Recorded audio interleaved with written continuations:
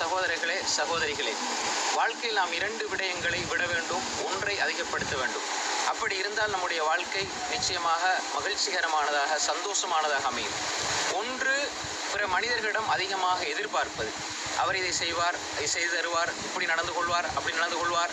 அது கணவன் மனைவி உறவில் இருந்தாலும் சரி, குடும்ப வாழ்க்கையில் இருந்தாலும் சரி, யாராக இருந்தாலும் சரி, அதிகமாக நாம் எதிர்பார்க்கக்கூடாது.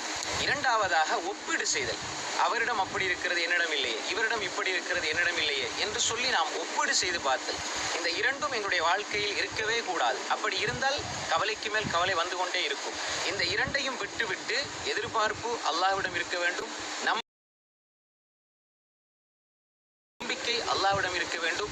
அல்லாஹ்விடம் நாம் நம்பிக்கையை, அவனோடு நாம் பேசுவதில், அவனோடு உரையாடுவதில், அவனிடம் கேட்பதில் நாம் நம்பிக்கையை அதிகப்படுத்த நமக்கு எதுவெல்லாம் கஷ்டமானதாக இருந்ததோ அதுவெல்லாம் இலகுவானதாக மாறிவிடும்.